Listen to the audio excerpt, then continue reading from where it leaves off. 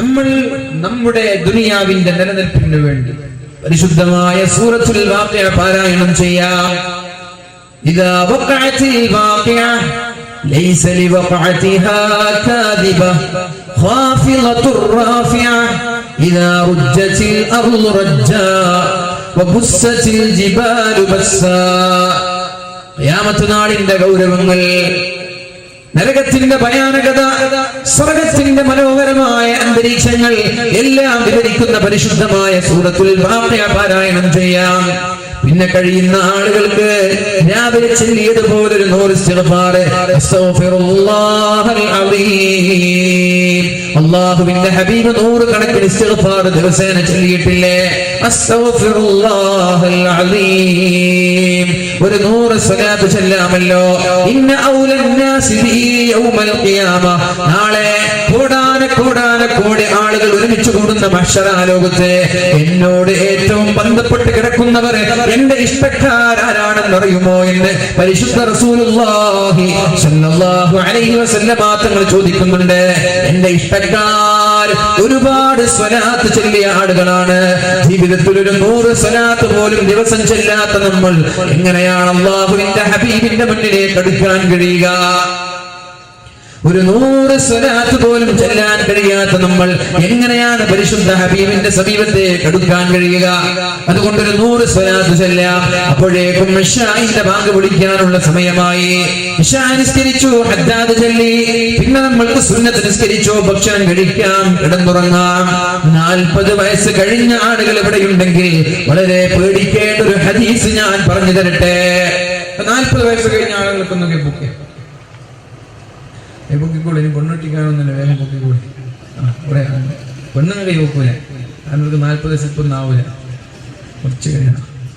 അപ്പോ 40 വയസ്സ് കഴിഞ്ഞ ആളുകൾ അല്ലാഹുവിന്റെ ഹബീബായ റസൂലുള്ളാഹി സ്വല്ലല്ലാഹു അലൈഹി വസല്ലമ തങ്ങൾ പറയാണ്, ഒരാൾക്ക് 40 വയസ്സായാൽ വലം യഗ്ലിബ് ശർറുഹു ഖൈറഹ വലം യഗ്ലിബ് ഖൈറുഹു ശർറഹ, അവന്റെ ഖൈറ് ശർറിനേക്കാൾ, തിന്മയേക്കാൾ, തെറ്റിനേക്കാളും കൂടുതൽ നന്മ അയാൾ ചെയ്യുന്നില്ലെങ്കിൽ, 40 വയസ്സ് കഴിഞ്ഞ ഒരാളുടെ ജീവിതത്തിൽ നന്മയെക്കാളും കൂടുതൽ തിന്മയാണ് വരുന്നതെങ്കിൽ ഫൽയതജഹദ് ഇലന്നാർ, അയാൾ നരകാവകാശിയാണെന്ന് മുഹമ്മദുർ റസൂലുള്ളാഹ്. കണക്കെടുത്ത് നോക്കിയിട്ടുണ്ടോ? എപ്പോഴെങ്കിലും ഒരു ദിവസം ഉറങ്ങാൻ കിടക്കുമ്പോ പഠിച്ചോനെ ഇന്ന് നന്മയാ കൂടുതൽ ചെയ്തത് തിന്മയാണോ? 40 വയസ്സ് കഴിഞ്ഞ ആളുകൾ തിന്മയാണോ? നരകാവകാശിയാണ്. അതുകൊണ്ട് 40 വയസ്സ് കഴിഞ്ഞ ആളുകൾ ജാഗരൂകരാവണം. 40 വയസ്സ് കഴിയുന്നത് വരെ അല്ലാഹു റബ്ബ് സുബ്ഹാനഹു വ തആല മലക്കുകളോട് പറയുമത്രേ, അനിർഫഖാ, എഴുതരുത്. ഒരു തെറ്റ് ചെയ്താൽ ഉടനെ എഴുതി വെക്കാൻ പാടില്ല. ഒരു തെറ്റ് ചെയ്താൽ, ഒരു ഹറാം കണ്ടു, അപ്പൊ തന്നെ എഴുതി വെക്കണ്ട, കുറച്ച് വെയിറ്റ് ചെയ്യും. 3 സഅഅത്ത്, ഒന്നുകിൽ 3 മണിക്കൂർ, 3 മിനിറ്റ്, 3 അവസരം. ആദ്യം ഒരു ഹറാം കണ്ടു, രണ്ടാമതും കണ്ടു അതേ ഹറാം, മൂന്നാമതും കാണും എഴുതി വെച്ചാൽ മതി. അനിർഫഖ, ഒന്ന് മയം കാണിക്കുക എന്ന് മലക്കുകളോട് പറയുമത്രേ. ചെറുപ്പക്കാരോട് 10, 15 മുതൽ 40 വയസ്സ് വരെയുള്ള ആളുകൾ ഒരു തെറ്റ് ചെയ്യുമ്പോ എക്സ്ക്യൂസ് ഒക്കെ കൊടുക്കുക, ഒരു ഇളവൊക്കെ കൊടുക്കുക. ഓൺ ദി സ്പോട്ട് അത് എഴുതി വെക്കണ്ട. അല്ലെങ്കിൽ 3 മണിക്കൂർ എഴുതി വെക്കാതെ അങ്ങനെ പേന പിടിച്ചു നിൽക്കും. എന്തിനെന്നറിയോ? ആ ഹറാമ് കണ്ടതിന്റെ പേരിൽ അയാൾ ഇസ്തിഗ്ഫാർ ചൊല്ലുന്നുണ്ടോ എന്ന് നോക്കാൻ. ഹറാമ് കണ്ടു, ഹറാമ് കേട്ടു, ഹറാമ് ചെയ്തു പോയി, ഖേദമുണ്ടായി, പശ്ചാത്താപമുണ്ടായി, ഉടനെ തന്നെ പടച്ച റബ്ബേ അസ്തഗ്ഫിറുല്ലാഹ്, പുറത്തു തരണേ അല്ലാഹ്, എന്റെ ഭാഗത്തൊരു ഹറാമ് വന്നുപോയി. എഴുതി വെക്കൂല, ആ തെറ്റ് എഴുതയില്ല. അല്ലാഹുവിന്റെ ഹബീബായ മുഹമ്മദുർ റസൂലുള്ളാഹി സ്വല്ലല്ലാഹു അലൈഹി വസല്ലമ തങ്ങൾ പറയുന്നുണ്ട്, ഇത്തഖുല്ലാഹ ഹൈസുമാ കുൻത, എവിടെ പോയാലും നിങ്ങൾ അല്ലാഹുവിനെ പേടിക്കണേ. അത് സ്കൂളിലാണെങ്കിലും, ക്യാമ്പസിലാണെങ്കിലും, കലാലയങ്ങളിലാണെങ്കിലും, നാട്ടിലാണെങ്കിലും, പുറത്താണെങ്കിലും, സ്റ്റഡി ടൂറിലാണെങ്കിലും, ഇത്തഖുല്ലാഹ്, അല്ലാഹുവിനെ പേടിക്കണേ മുഅ്മിനീങ്ങളെ. ഹൈസുമാ കുൻത, നിങ്ങൾ എവിടെ പോയാലും, ഗൾഫിലാണെങ്കിലും നാട്ടിലാണെങ്കിലും എവിടെയാണെങ്കിലും അള്ളാഹുവിനെ നിങ്ങൾ പേടിക്കണം. അള്ളാഹു കൂടെയുണ്ട് എന്ന ചിന്ത നിങ്ങൾക്കുണ്ടാവണം. അല്ലാഹു മഈ, അല്ലാഹു മഈ, അല്ലാഹു എന്റെ കൂടെ തന്നെയുണ്ട്, അല്ലാഹു എന്നെ വീക്ഷിക്കുന്നുണ്ട്, അല്ലാഹു എന്നെ നോക്കുന്നുണ്ട് എന്ന ചിന്ത എവിടെയാണെങ്കിലും നിങ്ങൾക്കുണ്ടാവണം. ഒരു തെറ്റ് വന്നാൽ ഉടനെ ഒരു നന്മ ചെയ്താൽ ആ തെറ്റ് രേഖപ്പെടുത്തുക പോലും ചെയ്യാതെ ആ തെറ്റിനെ മായ്ച്ചു കളയുമെന്ന് മുഹമ്മദുർ റസൂലുള്ളാഹ്.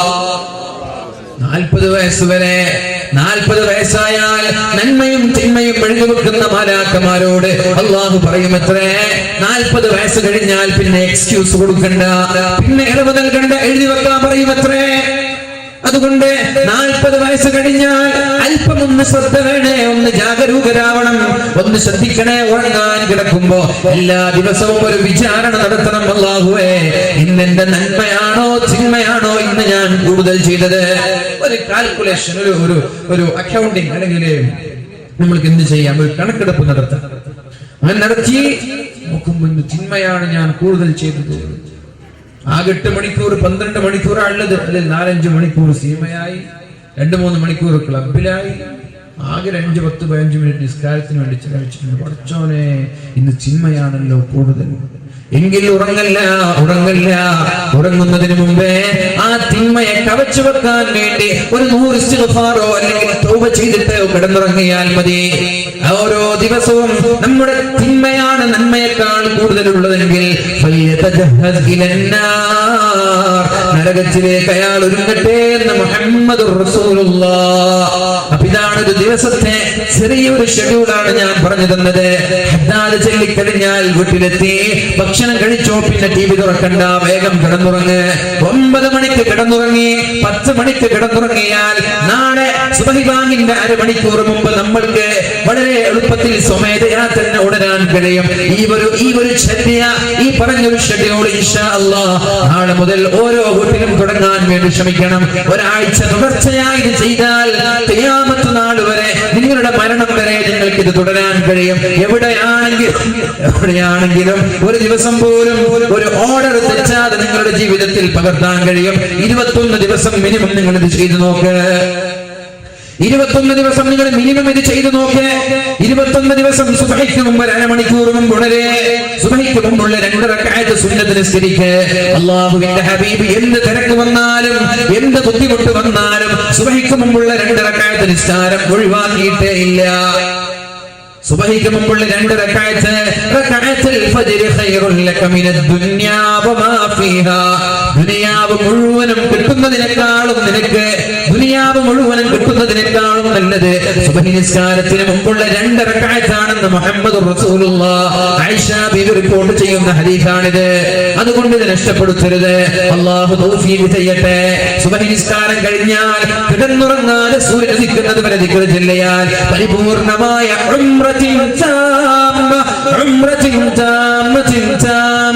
പരിപൂർണമായ ഉംറയുടെ പ്രതിഫലമാണ്. അതും നമ്മൾ എല്ലാ ദിവസവും കരസ്ഥമാക്കണം. അല്ലാഹു തൗഫീഖ് ചെയ്യട്ടെ. പിന്നെ നമ്മുടെ ശരീരത്തിന്റെ ഓരോ കെടുപ്പുകൾക്ക് പകരമായി സ്വതക്ക നൽകുന്നതിന് തുല്യമാണ് ദുആ നിസ്കാരം. അതും അല്ലാഹു തൗഫീഖ് ചെയ്യട്ടെ.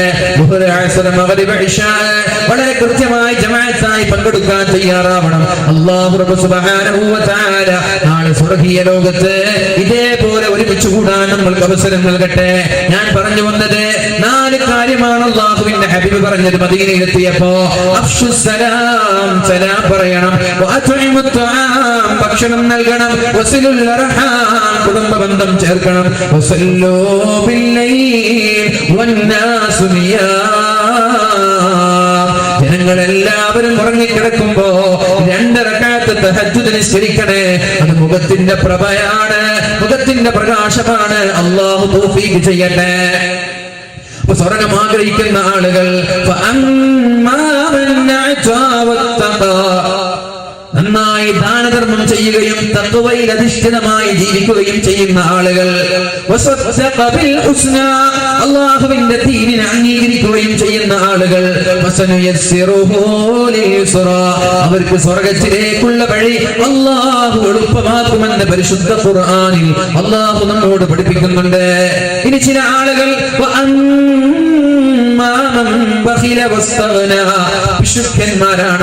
അവർ ചെലവഴിക്കൂല. സ്വന്തം കാര്യത്തിന് വേണ്ടി എത്ര ചെലവഴിക്കാനും മടിയില്ല. ഹറാമായ കാര്യങ്ങളിൽ ചെലവഴിക്കുന്നുണ്ട്, പക്ഷേ ദീനിയായ നന്മകളിലേക്ക് ചെലവഴിക്കാതെ പിശുക്കാക്കി വെക്കുന്ന ആളുകൾ തോന്നിയതുപോലെ ജീവിച്ച് പരിശുദ്ധമായ ദീനിനെ കളവാക്കിയ ആളുകൾ അവർക്ക് നരകത്തിലേക്കുള്ള വഴി അല്ലാഹു എളുപ്പമാക്കുമെന്ന് മുഹമ്മദുർ റസൂലുള്ളാഹി സ്വല്ലല്ലാഹു അലൈഹി വസല്ലം. ഇനി ഞാൻ പറഞ്ഞു തരട്ടെ, അല്ലാഹുവിന്റെ ഹബീബായ റസൂലുള്ളാഹി സ്വല്ലല്ലാഹു അലൈഹി വസല്ലമ തങ്ങൾ മഹാനായ അബൂദർ റളിയല്ലാഹു അൻഹുവിനെ വിളിച്ചിട്ട് 7 ഉപദേശങ്ങൾ അബൂദർ റളിയല്ലാഹു അൻഹുവിന് നൽകുന്നുണ്ട്. 7 ഉപദേശങ്ങൾ നൽകുന്നുണ്ട്. ഇന്ന് ഈ വിഷയം പറഞ്ഞ് നമുക്ക് നിർത്താം. അവരെ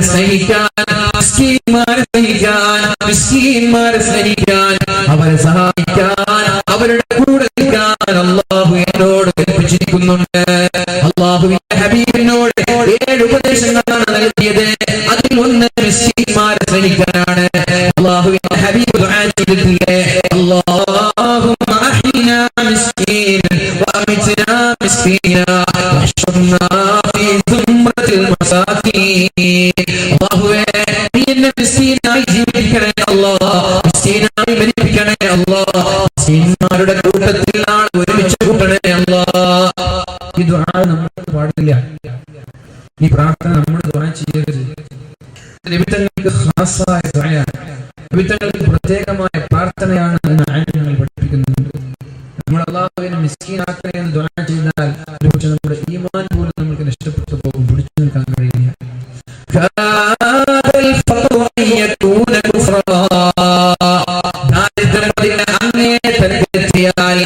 ദാരിദ്ര്യം മൂർച്ഛിച്ചാൽ, ദാരിദ്ര്യം അതിന്റെ നിങ്ങൾ എത്തിക്കുമെന്ന് മുഹമ്മദുർ റസൂലുള്ളാഹി. നിമിത്തങ്ങൾ സഹിച്ചതുപോലെ 2 മാസക്കാലം വിശപ്പ് സഹിക്കാൻ കഴിയുമോ? കഴിയോ? നമ്മൾ എത്ര സഹിച്ചാലും 2 മാസമൊക്കെ വെള്ളം കുടിച്ച് ജീവിക്കാൻ കഴിയോ? കഴിയില്ല. അതുകൊണ്ട് ദുആ ചെയ്യണമെന്ന് പറഞ്ഞു. അങ്ങനെ ഒരു അവസ്ഥ വന്നാൽ ആരെങ്കിലും വന്നിട്ട് 2 ലക്ഷം തരാം, ദീൻ തന്നെ നഷ്ടപ്പെട്ടു. അതുകൊണ്ട് നമ്മൾക്കത് ദുആ ചെയ്യാം. നമ്മൾ മിസ്കീനാക്കണമെന്ന് ദുആ ചെയ്യാം. അല്ലാഹു നമുക്ക് നിഅമത്ത് തരട്ടെ, അല്ലാഹു നമ്മൾക്ക് നിഅമത്ത് ഏറ്റി തരട്ടെ. നിഅമത്ത് ഇൻഷാ അല്ലാഹ് നമുക്ക് കൊടുക്കാം. തന്നതുകൊണ്ടല്ലേ ബൈത്തുൽ റഹ്മ കൊടുക്കാൻ കഴിഞ്ഞു. നമ്മൾക്ക് തന്നില്ലെങ്കിൽ, നമ്മൾക്ക് വീടില്ലെങ്കിൽ പിന്നെ നമ്മൾ കൊടുക്കുക. അതുകൊണ്ട് ഈ ദുആ അല്ലാഹുവിന്റെ ഹബീബിന്റെ പ്രത്യേകമായ പ്രാർത്ഥനയാണ്. അല്ലാഹുമ്മ അഹ്യിനി മിസ്കീനൻ വഅമിത്നി മിസ്കീനൻ വഹ്ശുർനി ഫീ സുംറത്തിൽ മസാകീൻ. അല്ലാഹുവേ, മിസ്കീന്മാരുടെ കൂട്ടത്തിൽ നീ എന്നെ ഉൾപ്പെടുത്തണേ അല്ലാഹ് എന്ന് അല്ലാഹുവിന്റെ ഹബീബ് മുഹമ്മദുർ റസൂലുള്ളാഹി സ്വല്ലല്ലാഹു അലൈഹി വസല്ലമ തങ്ങൾ ദുആ ചെയ്തിട്ടുണ്ട്. ഒന്നാമതായി അബൂദർ റളിയല്ലാഹു അൻഹുവിനോട് അല്ലാഹുവിന്റെ ഹബീബായ മുഹമ്മദുർ റസൂലുള്ളാഹി സ്വല്ലല്ലാഹു അലൈഹി വസല്ലമ തങ്ങൾ പറഞ്ഞത് മിസ്കീന്മാരെ സ്നേഹിക്കണമെന്നാണ്. മിസ്കീന്മാരെ സ്നേഹിക്കാനാണ് അല്ലാഹുവിന്റെ ഹബീബ് സ്വല്ലല്ലാഹു അലൈഹി വസല്ലമ തങ്ങൾ പറഞ്ഞത്. ഇനി കേൾക്ക്, അബ്ദുല്ലാഹി ഇബ്നു ഉമർ റളിയല്ലാഹു അൻഹു പറയുന്ന വാക്ക്. നമ്മുടെ കാരുണ്യ പ്രവർത്തനങ്ങൾ നടത്തുന്ന സാമൂഹിക സേവന മേഖലകളിൽ സജീവമായ സാന്നിധ്യമുള്ള ഒരുപാട് ആളുകൾ കേൾക്കണം ഈ ഹദീസ്. എംസിസിയുടെ പ്രവർത്തകരാണെങ്കിലും, സിഎച്ച് സെന്ററിന്റെ ഭാരവാഹികളാണെങ്കിലും, ബൈത്തുർ റഹ്മയുടെ പ്രവർത്തകരാണെങ്കിലും കേൾക്കണം അല്ലാഹുവിന്റെ ഹബീബ് പറയുന്ന ഹദീസ്. വീട്ടിലേക്ക് അവർ പിരിവിന് വരുമ്പോൾ ഒരു പുച്ഛം തോന്നാറുണ്ടോ ഉമ്മമാരെ? സിഎച്ച് സെന്ററിന് വേണ്ടി, ബൈത്തുർ റഹ്മയ്ക്ക് വേണ്ടി, മറ്റുള്ള കാരുണ്യ പ്രവർത്തനങ്ങൾക്ക് വേണ്ടി വീട്ടിലേക്ക് പിരിവിന് വരുമ്പോൾ അവരോട് നിങ്ങൾക്കൊരു പുച്ഛം തോന്നാറുണ്ടോ? അതൊക്കെ വേറെ പണിയൊന്നുമില്ലേ? എപ്പോ നോക്കിയാലും അങ്ങനെ തോന്നാറുണ്ടോ? അങ്ങനെ തോന്നാറുണ്ടെങ്കിൽ പ്രശ്നം തന്നെയാണ്. അഹബ്ബുന്നാസി ഇലല്ലാഹി അൻഫഉഹും ലിന്നാസ്. അല്ലാഹുവിന് ഏറ്റവും ഇഷ്ടമുള്ളത് ജനങ്ങൾക്ക് ഏറ്റവും ഉപകാരം ചെയ്യുന്ന ആളുകളാണ്. അല്ലാഹു ഏറ്റവും ഇഷ്ടപ്പെടുന്നത് ജനങ്ങൾക്ക് നന്നായി സഹായിക്കുന്നതാണ്, ജനങ്ങൾക്ക് നന്നായി ഉപകരിക്കുന്നതാണ്. കേരളക്കരയിൽ എംസിസിയുടെ പ്രവർത്തകരുണ്ടോന്ന് എനിക്കറിയില്ല. കേരളക്കരയിൽ നമ്മുടെ KMCC പ്രവർത്തകർ ചെയ്യുന്ന സഹായം ഒരിക്കലും നമ്മൾക്ക് മറക്കാൻ പറ്റില്ല. ഗൾഫിൽ പ്രവാസികൾ എല്ലാ രാജ്യത്തും ഏകാകത്ത ഇല്ലാത്ത KMCC പ്രവർത്തകർ എന്തൊക്കെ സഹായങ്ങളാണ് ചെയ്യുന്നത്. ഓരോ നാട്ടിൽ തെരഞ്ഞു പിടിച്ച പാവങ്ങൾക്ക് വീട്, ഓട്ടോറിക്ഷ, ബൈക്ക്, കുഴൽ കിണർ, പഠിക്കാൻ CH സെന്റർ, ഇങ്ങനെ ഓരോ മേഖലകളിലും സഹായിച്ചുകൊണ്ടിരിക്കുകയാണ്. അതേപോലെ ബംഗാളിലും മറ്റുള്ള ഇതര സംസ്ഥാനങ്ങളിലൊക്കെ ദാറുൽ ഹുദയുടെ പ്രൊജക്ട് ഏറ്റെടുത്ത ആളുകളുണ്ട്. ഇതൊക്കെ ചെയ്യുന്നത് ആഖിറത്തിലേക്കുള്ള ഒരു പ്രതിഫലം ലഭിക്കുന്ന ഒരു അമലാണ്. ചില ആളുകൾ ഇതിനെ പരിഹസിച്ചേക്കാം, എന്തും ആവട്ടെ, കല്ലെറിയുന്നവരെറിയിട്ട് അത് നമ്മൾ നോക്കണ്ട. നമ്മൾക്ക് ആഖിറത്തിലേക്ക് വേണ്ടി അധ്വാനിക്കാൻ, വിശ്രമമില്ലാതെ, ഊണില്ലാതെ, ഉറക്കില്ലാതെ നമ്മൾക്ക് മറ്റുള്ളവരെ സഹായിക്കാൻ വേണ്ടി, പൊതുസമൂഹത്തിന് വേണ്ടി, അല്ലെങ്കിൽ പൊതുജനങ്ങൾക്ക് വേണ്ടി അവരുടെ സേവകരായി നമ്മൾ കറങ്ങും. അള്ളാഹുവിന്റെ സഹായം നമ്മളിൽ ഉണ്ടാകും. അള്ളാഹു തൗഫീഖ് ചെയ്യട്ടെ. അപ്പൊ ഒരു പുച്ഛം തോന്നരുത്. എന്തിപ്പോ എപ്പോ നോക്കിയാലും ഒരു പിരിവ്, അങ്ങനെ ചിന്തിക്കരുത്. അള്ളാഹു നമ്മൾക്ക് തന്നതിനെ അള്ളാഹുവിന്റെ ദീനിനു വേണ്ടി സഹായിക്കുക. അള്ളാഹു പറയുന്നുണ്ട്, ഹബീബ് പറയുകയാണ്,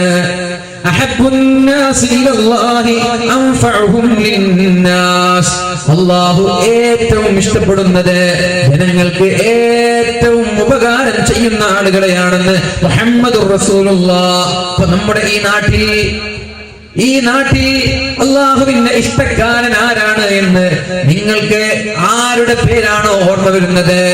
എന്തെങ്കിലും ഒരു ആവശ്യമുണ്ടാകുമ്പോ ആദ്യം ഓടിയെത്തുന്ന ആൾ, ആദ്യം സാമ്പത്തിക സഹായം ചെയ്യുന്ന ആൾ, ആദ്യം ശാരീരിക സഹായം ചെയ്യുന്ന ആള്, ഓരോ ആളുകളുടെ മനസ്സിൽ ഓരോ ആളുകൾ ഓർമ്മയുണ്ടാവും.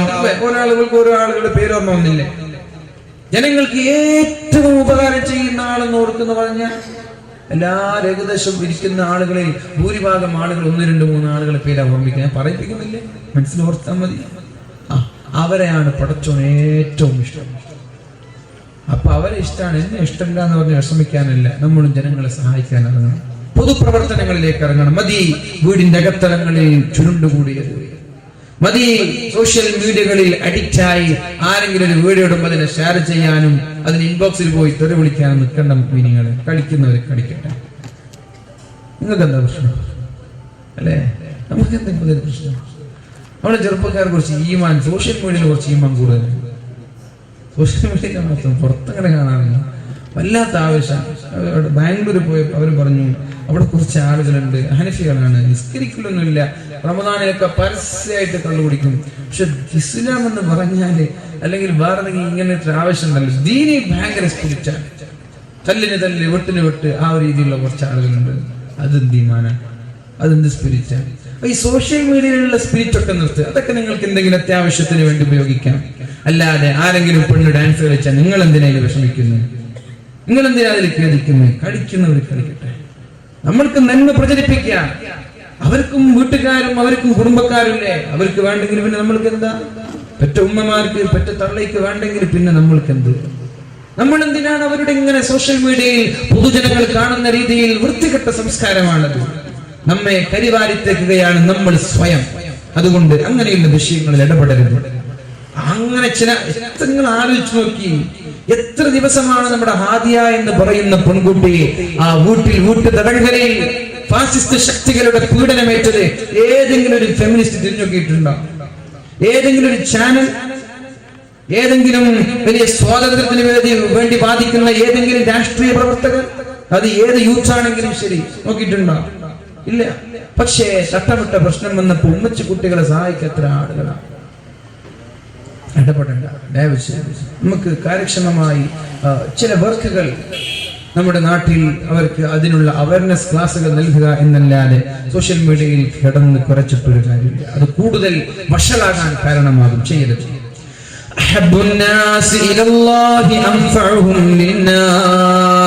അതുകൊണ്ട് വീടിലും നമ്മുടെ മൊബൈൽ ഫോണുകളിലും ടിവിക്ക് മുമ്പിലും ചടഞ്ഞുകൂടുന്നതിൽ നിന്ന് ഉണരൂ, ജാഗരൂകരായി സന്നദ്ധ സേവകരായി രംഗത്തേക്ക് ഇറങ്ങ്. ജനങ്ങളെ സഹായിക്കാൻ, നാട്ടുകാർക്ക് സേവനം ചെയ്യാൻ അതിൽ മതം നോക്കണ്ട. മതമേതായാലും ആളുകളെ സഹായിക്ക് മുഅ്മിനീങ്ങളെ. അതുകൊണ്ട് തന്നെയാണല്ലോ ബൈത്തുർ റഹ്മ, കാരുണ്യത്തിന്റെ വീട് എന്ന് പുഞ്ചിരിച്ചു നിൽക്കുന്ന ശിഹാബ് തങ്ങളുടെ നാമധേയത്തിൽ ഒരുപാട് ബൈത്തുർ റഹ്മകൾ നൽകുമ്പോഴും അതിൽ മതം നോക്കാതെ പല ആളുകൾക്കും ബൈത്തുർ റഹ്മകൾ നൽകിയത്. അതുകൊണ്ടാണ് ശിഹാബ് തങ്ങൾ ആ മുഖം ഓർക്കുമ്പോൾ, ആ പുഞ്ചിരി കാണുമ്പോൾ തന്നെ കരച്ചിൽ നിർത്താൻ കഴിയാത്ത ആളുകളുണ്ട്. നമ്മളുടെ കേരളക്കരയ്ക്ക് മറക്കാൻ കഴിയാത്ത ആ ഭൂമുഖം, ആ ഭൂമുഖത്തിന്റെ പേരിൽ നടക്കുന്ന വീടുകൾ, അതിൽ മതം നോക്കാറില്ലല്ലോ. നമ്മുടെ ഒരു പ്രവർത്തനങ്ങളിലും മതം നോക്കേണ്ട, എല്ലാവരെയും നമ്മൾക്ക് സഹായിക്കാം. പാർട്ടി നോക്കണ്ട, നമ്മൾക്ക് എല്ലാവരും സഹായിക്കാം. അല്ലാഹു തൗഫീഖ് ചെയ്യട്ടെ, അല്ലാഹു തൗഫീഖ് ചെയ്യട്ടെ.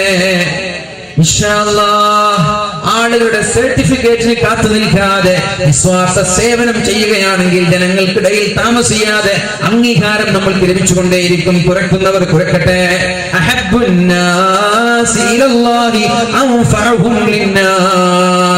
അല്ലാഹു ഏറ്റവും ഇഷ്ടപ്പെടുന്നത് ജനങ്ങൾക്ക് നന്നായി ഉപകാരം ചെയ്യുന്നവരെയാണ്. ഒരു നാട്ടിലെ സാമൂഹിക പ്രവർത്തകനെയാണ് പള്ളിയിൽ പോയി ഇബാദത്ത് എടുക്കുന്നവനെക്കാളും അല്ലാഹുവിന് ഇഷ്ടമെന്ന മുഹമ്മദ് റസൂലുള്ളാഹ്. പള്ളിയിൽ പോയി 24 മണിക്കൂർ സുബ്ഹാനല്ലാഹ് സുബ്ഹാനല്ലാഹ് സുബ്ഹാനല്ലാഹ്, എന്നാൽ 5 പൈസ സഹായിക്കൂല മറ്റൊരാളെ. എന്തെങ്കിലും ഒരു ഹെൽപ്പ് വേണമെന്ന് പറഞ്ഞാൽ കുരുത്തക്കേടല്ലാതെ അയാളെ കൊണ്ട് ഉപകാരം കിട്ടില്ല. നിന്റെ സുബ്ഹാനല്ലാഹ് അവിടെ വെച്ച്, നിന്റെ ദിക്ർ അവിടെ വെക്ക്, നിന്റെ നിസ്കാരം അവിടെ വെക്ക്. അല്ലാഹുവിന് നിന്നെ ഇഷ്ടമല്ല. ഇഷ്ടം ആരോടാണ്? സന്നദ്ധ സേവകരായി സാമൂഹിക പ്രവർത്തനം നടത്തുന്ന ആളുകളെയാണ് അല്ലാഹുവിന് ഇഷ്ടം. പക്ഷേ ഇത് ചെയ്യുമ്പോഴും നമ്മുടെ നിസ്കാരം നഷ്ടപ്പെടരുത്. ചില ആളുകൾക്ക് അങ്ങനെ ഒരു ആവശ്യമുണ്ട്, വലിയ ആവശ്യമാണ് ഇതിലൊക്കെ, പക്ഷെ നിസ്കരിക്കൂല. അലാ, നിങ്ങൾ അറിയണം, നിസ്കാരം ഉപേക്ഷിക്കുന്ന ആളുകൾക്ക് ഇസ്ലാം ദീനിൽ ഒരു സ്ഥാനമില്ല എന്ന് മഹാനായ ഉമർ ഇബ്നുൽ ഖത്താബ് റളിയല്ലാഹു അൻഹു. നല്ല മനോഹരമായ തോരണങ്ങൾ, അലങ്കാരങ്ങൾ നമ്മൾ ഉറക്കൊഴിച്ച് ഇന്നലെയും മിനിഞ്ഞാന്നും ഉറക്കൊഴിച്ച് നമ്മുടെ ചെറുപ്പക്കാർ ഇത് ചെയ്തിട്ടുണ്ടാവാം. പക്ഷേ അന്നത്തെ സുബഹി നിസ്കാരം ഖളാ ആക്കിയിട്ട്, അല്ലെങ്കിൽ നമ്മുടെ ചുണ്ടത്ത് മയക്കുമരുന്നിന്റെ ഓരോ ലഹരികൾ കുത്തിവെച്ചിട്ട് ഈ ഒരു പ്രവർത്തനങ്ങൾ ചെയ്തിട്ട് എന്ത് മുഅ്മിനീങ്ങളെ ചെയ്യുന്നത് നല്ലതാണ്, പക്ഷേ ഹറാമാണ്. ജീവിതം മുഴുവനും ഹറാം. ശരീരത്തിലും നമ്മുടെ ചുണ്ടത്തുമുള്ളത് പാൻപരാഗിന്റെയും ലഹരിയുടെയും പദാർത്ഥങ്ങളാണ്. സുബഹി നിസ്കാരമില്ല, ഖളാണ്. പിന്നെ നിന്റെ ഈ തോരണങ്ങൾ ആർക്കാ വേണ്ടത്? പിന്നെ നിന്റെ ഈ പ്രവർത്തനങ്ങൾ ആർക്കാ വേണ്ടത്? എത്ര സന്നദ്ധ സേവകരായാലും ഒരു നിസ്കാരം പോലും നഷ്ടപ്പെടുത്തരുത്. നിസ്കാരം ഖളാ ആക്കുന്നവർക്ക് ഇസ്ലാമിൽ ഒരു സ്ഥാനമേ ഇല്ല എന്ന് മഹാനായ ഉമർ ഇബ്നുൽ ഖത്താബ്, മഹാനായ അനസ് തങ്ങൾ യുദ്ധത്തിന്റെ പേര് കേൾക്കുമ്പോൾ മഹാനായ അനസ് തങ്ങൾ കരയുമായിരുന്നു. എന്തേ കരഞ്ഞത്? മുസ്ലിമീങ്ങൾ തോറ്റുപോയത് കൊണ്ടാണോ? അല്ലേ, അല്ല. മുസ്ലിമീങ്ങൾ തോറ്റത് കൊണ്ടല്ല. 30,000 വരുന്ന മുസ്ലിമീങ്ങൾ 1.5 ലക്ഷം വരുന്ന ശത്രുക്കളെ വളഞ്ഞിരിക്കുകയാണ്. അവരുടെ കോട്ട വളഞ്ഞിരിക്കുകയാണ്. 30,000 വരുന്നവർ പരിശുദ്ധമായ ഇസ്ലാമിനെ കരിവാരിത്തേക്കാനും മുസ്ലിമീങ്ങളെ പീഡിപ്പിക്കാനും മുസ്ലിമീങ്ങളെ ദ്രോഹിക്കാനും ശ്രമിച്ച ശത്രുക്കളെ കോട്ട വളഞ്ഞിരിക്കുകയാണ്. 30,000 വരുന്ന മുസ്ലിമീങ്ങൾ 1.5 വർഷം നടന്നു. 1.5 വർഷം കോട്ട പരിശോധിച്ചു. എന്നിട്ടോ അവിടെ വലിയൊരു യുദ്ധത്തിന് തുടക്കം കുറിക്കാൻ പോവുകയാണ്. 1.5 ലക്ഷം ആളുകളാണ് ആ കോട്ടയ്ക്കകത്തളങ്ങളിലുള്ളത്. ഒരു സുബഹി ബാങ്കിന്റെ അല്പം മുമ്പ് കോട്ടയുടെ വാതിൽ തുറക്കപ്പെട്ടു. സൈന്യം ഒന്നടങ്കം കോട്ടക്കകത്തേക്ക് ഇരച്ചു കയറി. എപ്പോ വേണമെങ്കിലും പരാജയത്തിന്റെ രുചി രുചിച്ചേക്കാം, എപ്പോ വേണമെങ്കിലും പരാജയപ്പെട്ടേക്കാം. കാരണം നമ്മുടെ ചെകുത്താനും ചെങ്കടലും മധ്യേ എന്ന് പറയുന്നത് പോലെ 1.5 ലക്ഷത്തിലേക്കാണ് 30,000 മരിച്ചു കയറിയത്. തോറ്റേക്കാം, പക്ഷേ അവരുടെ നെഞ്ചുറപ്പ്, അവരുടെ ആ മനോധാർഢ്യം, അവരുടെ ആ ദൃഢനിശ്ചയം കാരണത്താൽ അവർക്ക് വിജയിക്കുന്നത് സൂര്യൻ ഉദിച്ച ശേഷമാണ്. സുബഹിന്റെ മുമ്പാണ് അങ്ങോട്ട് ഇരച്ചു കയറിയത്. സുബഹിയുടെ ഖളാ ആയ ശേഷമാണ് യുദ്ധം വിജയിക്കുന്നത്. യുദ്ധം വിജയിച്ചു നോക്കുമ്പോൾ എല്ലാവരുടെയും സുബഹി നിസ്കാരം ഖളാ ആയി പോയിട്ടുണ്ട്. എല്ലാവരും വേദനയോടെ കരയാൻ തുടങ്ങി. അവർക്ക് കാരണമുണ്ട്. അതിന്റെ പേരിൽ അല്ലാഹു നാളെ ചോദ്യം ചെയ്യൂല. അവർക്ക് എക്സ്ക്യൂസ് ഉണ്ട്, അവർക്ക് കാരണമുണ്ട്. മുസ്ലിമീങ്ങൾ വിജയിച്ചിട്ടുണ്ടെങ്കിലും വർഷങ്ങൾക്ക് ശേഷം കുസ്തർ യുദ്ധത്തെ കുറിച്ച് പറയുമ്പോ മഹാനായ അനസ് തങ്ങൾ കരയുമായിരുന്നു. അല്ലാഹുവേ, എന്റെ ഒരു സുബഹി നിസ്കാരം നഷ്ടപ്പെട്ട യുദ്ധമാണല്ലോ അത്. ലോകം മുഴുവനും ചെന്നാലും നഷ്ടപ്പെട്ടു പോയ ആ സുബഹി നിസ്കാരത്തിന് പകരമാവില്ലല്ലോ എന്ന് പറഞ്ഞ് മഹാനായ അനസ് റളിയല്ലാഹു അൻഹു പറയുമായിരുന്നു. ചോദിക്കട്ടെ, ഒരു തോരണം വെച്ചതിന്റെ പേരിൽ സുബഹി നിസ്കാരം ഖളായാലോ, വിജനത്തിന്റെ പേരിൽ സുബഹി നിസ്കാരം ഖളായാലോ, സന്നദ്ധ സേവകനായതിന്റെ പേരിൽ സുബഹി നിസ്കാരം ഖളായാലോ, ഒരുപാട് രാജ്യത്തിന്റെ അധിപനായ ടിപ്പു സുൽത്താന്റെ ജീവിതത്തിൽ ഒരു സുബഹി നിസ്കാരം പോലും ഖളായിട്ടില്ല. ഒരുപാട് രാജ്യങ്ങളുടെ നേതാവാണ് ടിപ്പു സുൽത്താൻ. പക്ഷേ ജീവിതത്തിൽ ഒരു സുബഹി നിസ്കാരം പോലും ജമാഅത്ത് നഷ്ടപ്പെട്ടിട്ടില്ല, ഖളായിട്ടില്ല എന്നല്ല, ജമാഅത്ത് നഷ്ടപ്പെട്ടിട്ടില്ല ടിപ്പു സുൽത്താനെ. എന്നാൽ നമ്മൾക്ക് എന്ത് തിരക്കാണുള്ളത്? എന്ത് തിരക്കാണ് നമ്മൾക്കുള്ളത്? ഈ ചെറിയ ഒരു പാർട്ടിയുടെ നേതാവായത്, ഒരു നാടിന്റെ ഒരു ഗ്രാമത്തിന്റെ നേതാവായത്, അല്ലെങ്കിൽ ഒരു സംഘടനയുടെ നേതാവായത്, ഇതാണോ നമ്മുടെ തിരക്ക്? ഇതിന് അല്ലാഹുവിന്റെ കോടതിയിൽ സമാധാനം പറയാൻ കഴിയുമോ? അതുകൊണ്ട് സന്നദ്ധ സേവകരെ നിസ്കാരം ഒഴിവാക്കരുത്, നിസ്കാരക്കാരെ സന്നദ്ധ സേവനം ഒഴിവാക്കരുത്. രണ്ടും നമ്മുടെ ജീവിതത്തിൽ വേണം. വെറും ഒരു ഇബാദത്തുമായി, വെറും ഒരു ആരാധനയുമായി, വെറും ഒരു നിസ്കാരവുമായി ഒതുങ്ങിക്കൂടേണ്ട. പള്ളിയിൽ നിന്നും വീട്ടിൽ നിന്നും ഇറങ്ങ് പുറത്തേക്ക്. CH സെന്റർ ഇടയ്ക്കിടെ ഒന്ന് സന്ദർശിക്ക്, RCC ഇടയ്ക്കിടെ ഒന്ന് സന്ദർശിക്ക്, ഓപ്പറേഷൻ തിയേറ്ററുകൾ, ICU, ഒരുപാട് ഹോസ്പിറ്റലുകൾ ഇടയ്ക്കിടെ സന്ദർശിക്ക്. നാടിന്റെ മുക്കുമൂലകളിലേക്ക് ഇടയ്ക്കിടെ ഒന്ന് കയറ്. ഒരു നേരത്തെ അപ്പകഷ്ടത്തിന് വേണ്ടി പാടുപെടുന്ന നൂറുകണക്കിന് ആളുകൾ ഉണ്ടാകുമ്പോ അവരുടെ വിയർപ്പും അവരുടെ വിശപ്പും അകറ്റാൻ, അവരുടെ ഒട്ടിയ വേദന ഭക്ഷണം നൽകാൻ, അവരെ സഹായിക്കാനൊന്ന് തയ്യാറാകും മുഅ്മിനീങ്ങളെ. എങ്കിൽ അല്ലാഹുവിന്റെ ഇഷ്ടക്കാരനായി മാറാൻ സാധിക്കും. അല്ലാഹു തൗഫീഖ് നൽകട്ടെ. وأحب الأعمال إلى الله عز وجل سرور يدخله على مسلم. അല്ലാഹുവിന്റെ തഹജ്ജുദ് നിസ്കാരത്തെക്കാളും ഇഷ്ടമുള്ള അമലുണ്ട്. അല്ലാഹുവിന്റെ ദുഹാ നിസ്കാരത്തെക്കാൾ, സുബ്ഹി നിസ്കാരത്തെക്കാൾ, ളുഹർ നിസ്കാരത്തെക്കാൾ, ജുമഅയേക്കാൾ, നോമ്പിനേക്കാൾ അല്ലാഹു ഇഷ്ടപ്പെടുന്ന ഒരു അമലുണ്ട്. ആ ഒരു അമലാണ് നമ്മുടെ നാട്ടുകാരെന്ന് ചെയ്തത്. വയനാടിലുള്ള എന്റെ ഈ ചെറുപ്പക്കാരാ, എന്റെ സഹോദരേ, എന്റെ സംഘടനക്കാരെ, ഞാൻ പറയട്ടെ, നമ്മൾ കൃത്യമായി നിസ്കരിക്കുന്ന സുബഹി നിസ്കാരത്തെക്കാളും അല്ലാഹു സന്തോഷിച്ചത് ഇന്നലെ ഇവിടെ താക്കോൽദാനം നടന്നപ്പോഴാണ്. ഒരു മുസ്ലിമായ നിങ്ങളുടെ സഹോദരനെ സന്തോഷിപ്പിക്കാൻ നിങ്ങൾക്ക് കഴിഞ്ഞാൽ അതാണ് അല്ലാഹു ഏറ്റവും ഇഷ്ടപ്പെടുന്ന അമല് എന്ന് മുഹമ്മദുർ റസൂലുള്ളാഹ്. വളരെ മഹത്തായ സദസ്സാണിത്, വളരെ പ്രൗഢമായ സദസ്സാണിത്. അല്ലാഹു ഇവിടെ ഒരുമിച്ച് കൂടിയതുപോലെ നാളെ ജന്നാത്തുൻ നഈമിൽ സ്വർഗീയ ലോകത്ത് ഒരുമിച്ച് കൂട്ടട്ടെ. എന്താ ഇതിന്റെ പ്രത്യേകത? തഹജ്ജുദ് നിസ്കാരത്തെക്കാളും നോമ്പിനെക്കാളും എല്ലാ നന്മകളെക്കാളും അല്ലാഹു ഇഷ്ടപ്പെടുന്നത് സുറൂറുൻ തുദ്ഖിലുഹു അലാ മുസ്ലിം. നിന്റെ സഹോദരനെ സന്തോഷിപ്പിക്കുക എന്നത്, ഒരു വീട്ടുകാരെ സന്തോഷിപ്പിക്കാൻ നിങ്ങൾക്ക് കഴിഞ്ഞില്ലേ? അൽഹംദുലില്ലാഹ്. ഒരു വീട്ടുകാരെ, ഒരു കുടുംബക്കാരെ സന്തോഷിപ്പിക്കാൻ എന്തോ ഒരു ആനന്ദമായിരിക്കും ആ വീട്ടുകാർക്ക്. ഒരു തണൽ ലഭിച്ചു. നമ്മുടെ കേരളക്കരയിൽ ഏറ്റവും വലിയൊരു രണ്ടാമത്തെ ബൈത്തുർ റഹ്മയാണ് നമ്മുടെ നാട്ടുകാർ നൽകിയത്.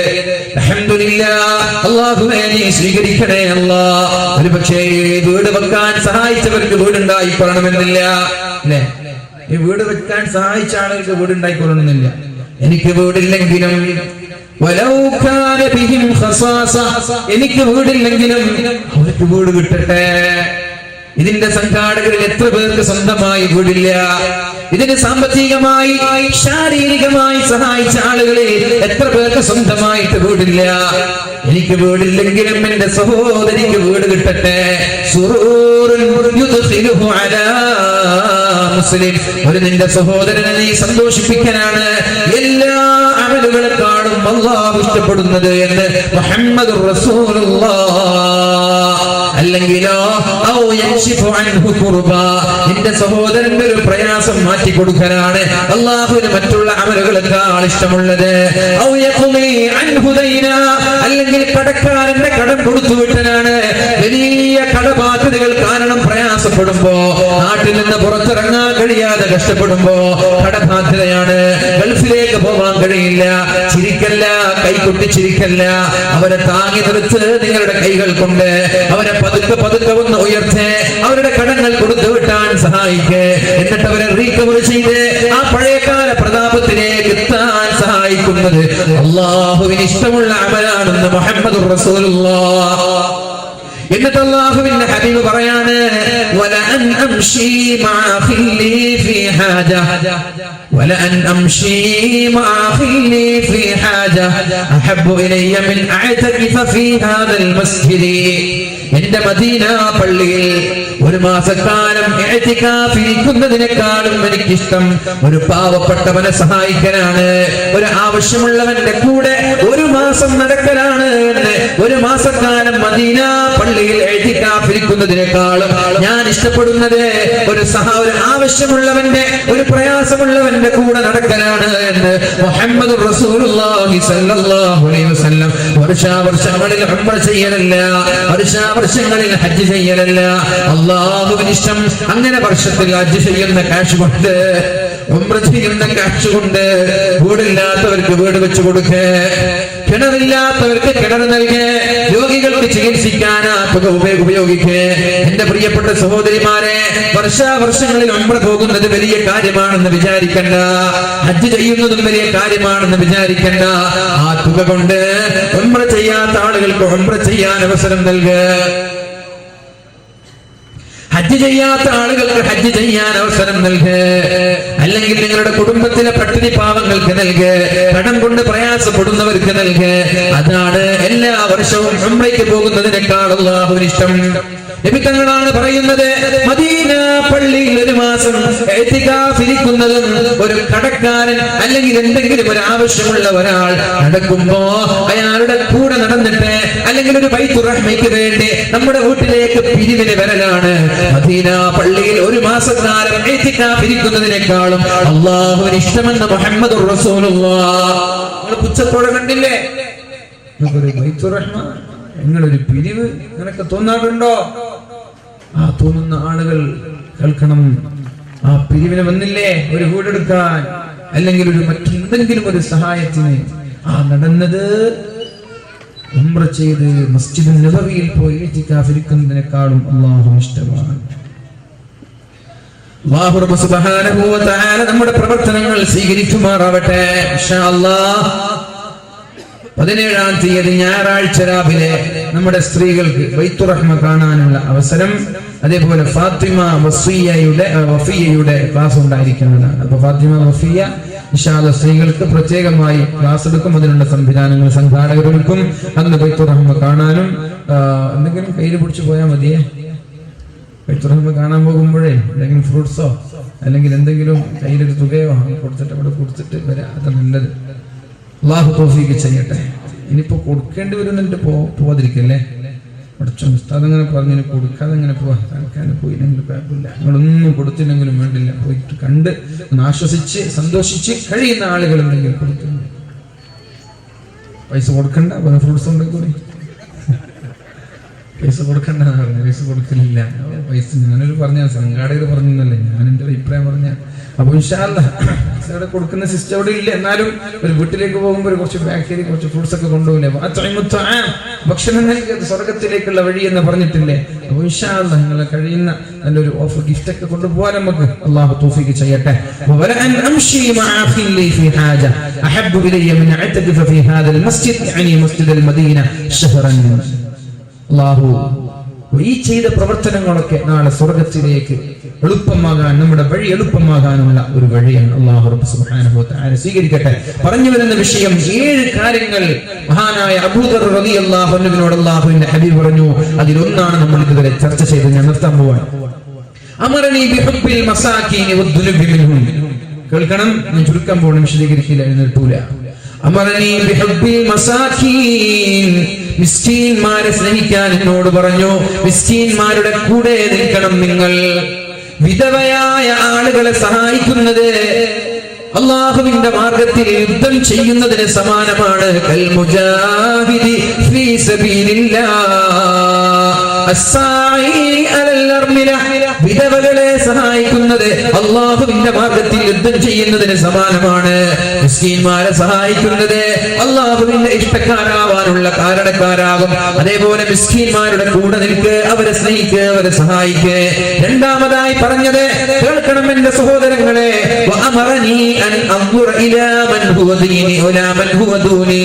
താഴെയുള്ള ആളുകളെ മാത്രം നോക്കിയാൽ മതി, മുകളിലുള്ളവരെ നോക്കരുത്.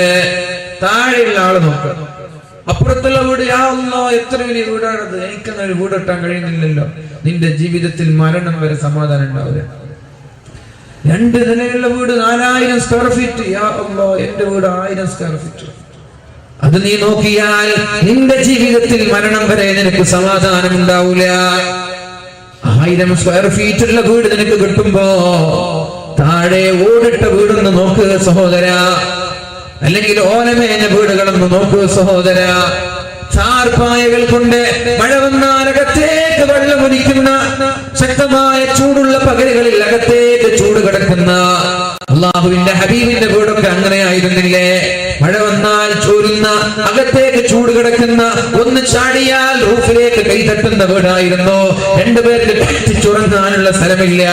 2 പേർക്ക് ഒന്നിച്ച് കിടന്നുറങ്ങിയാൽ, ഒരാൾ ഉറങ്ങിയാൽ ഒരാൾ നിസ്കരിക്കാനുള്ള സ്ഥലമില്ല. അങ്ങനെയുള്ള ഒരു വീടായിരുന്നില്ലേ അള്ളാഹുവിന്റെ ഹബീബിനുണ്ടായിരുന്നത്? അതുകൊണ്ട് മറ്റുള്ളവന്റെ വീടിന്റെ വലിപ്പം നോക്കി നീ നിരാശനാവേണ്ട.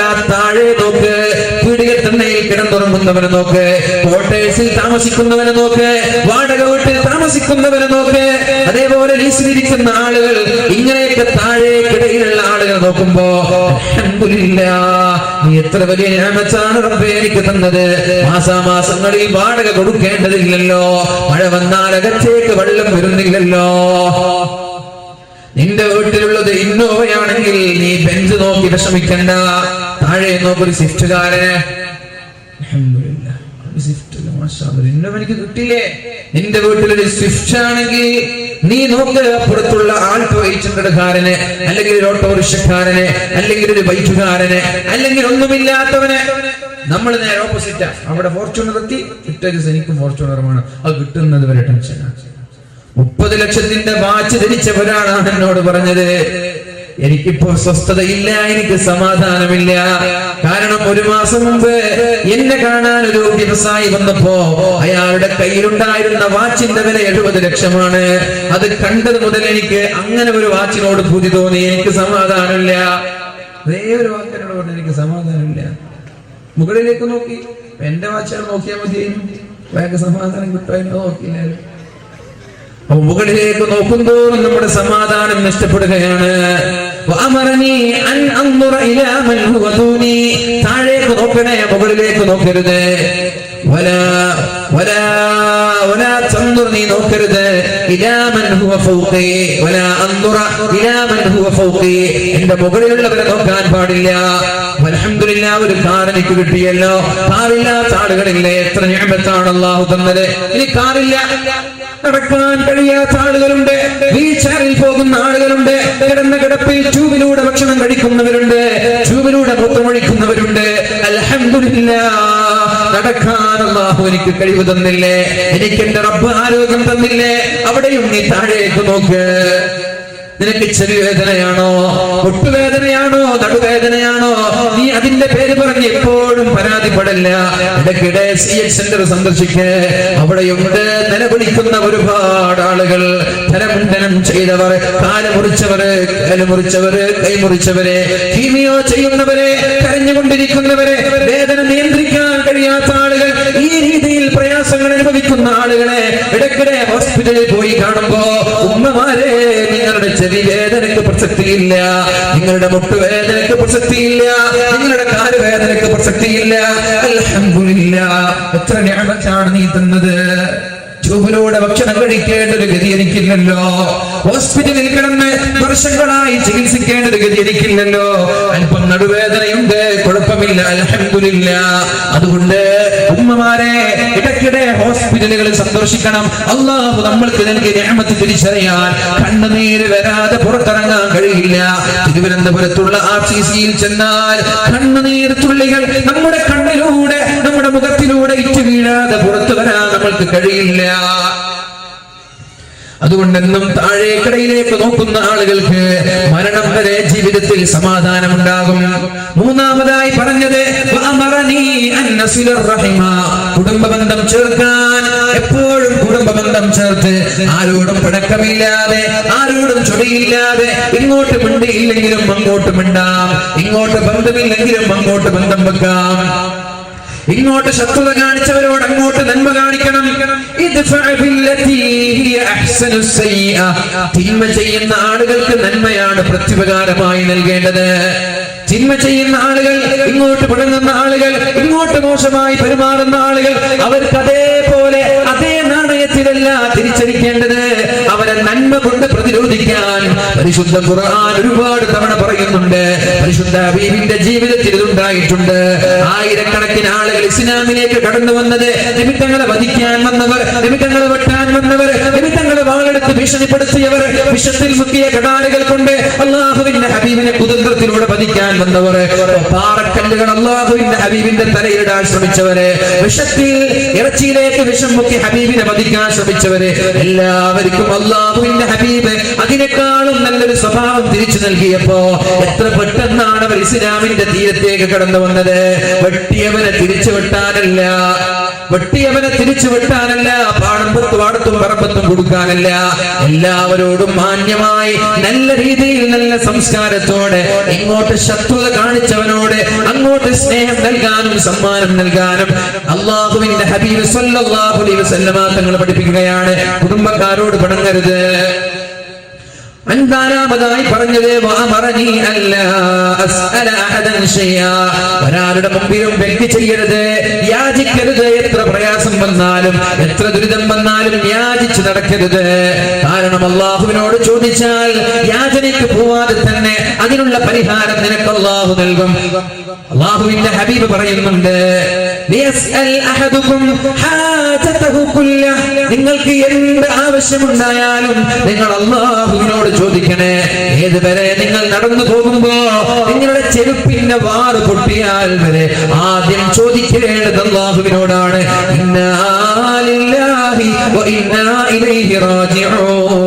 അള്ളാഹുവേ, എന്റെ ചെരുപ്പിന്റെ വാറ് പൊട്ടി നീ സഹായിക്കണേ എന്ന് ആദ്യം ചോദിക്കേണ്ടത് അള്ളാഹുവിനോടാണ്. പിന്നെ ഉപ്പാക്ക് വിളിക്കാം, പിന്നെ ഉമ്മയ്ക്ക് വിളിക്കാം, പിന്നെ ചങ്ങാതിമാർക്ക് വിളിക്കാം.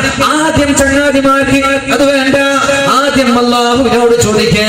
പിന്നെ നിന്റെ ചങ്ങാതിമാരോട്, ഉപ്പമാരോട്. അത് എങ്ങനെ അതിന്റെ ഫലം കിട്ടും എന്ന് ആലോചിക്കേണ്ടത്. ചെരുപ്പ് പൊട്ടി എന്ന് സങ്കല്പിക്കുക. സ്കൂളിൽ പോവാൻ ഒരു കുട്ടി സ്കൂളിൽ പോവാൻ ചെരുപ്പ് പൊട്ടി, ഒരു സെക്കൻഡ് നടക്കാൻ പറ്റൂല. പടച്ചോനെ ചെരുപ്പ് പൊട്ടി നീ സഹായിക്കണം എന്ന് പറഞ്ഞു.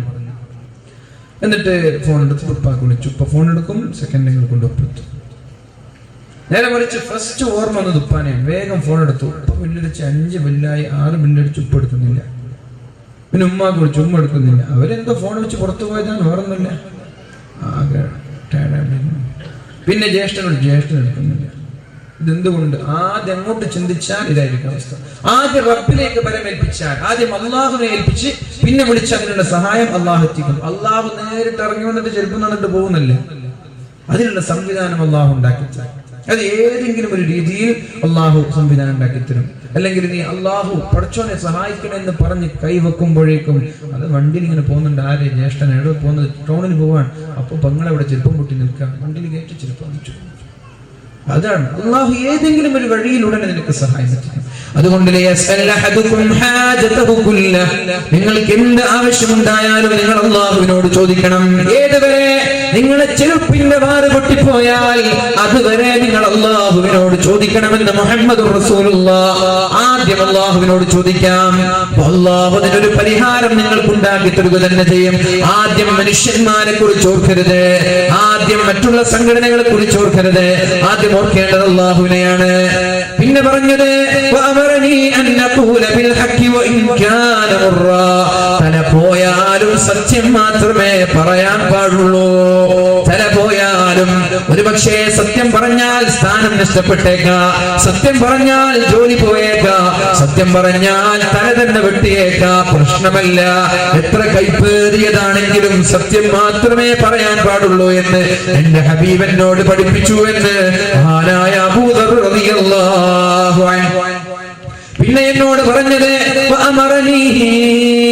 അല്ലാ അഖാഫ ഫില്ലാഹി ലൗമത ലായിം.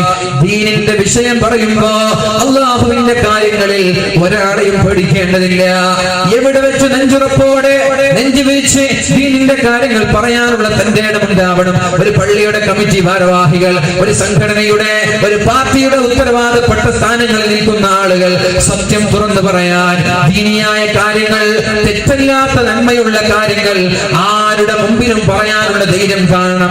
ആര് ആക്ഷേപിച്ചോട്ടെ, ആര് ചീത്ത പറഞ്ഞോട്ടെ, അല്ലാഹുവിന്റെ ദീനിനെതിരായി എന്തെങ്കിലും ഒരു പ്രവർത്തനം കണ്ടാൽ കണ്ണടക്കരുത്, കണ്ണടക്കരുത്. അതിനെ എതിർക്കാൻ, ചോദ്യം ചെയ്യാനുള്ള ചെങ്കൂറ്റം നിങ്ങൾക്കുണ്ടാവണം.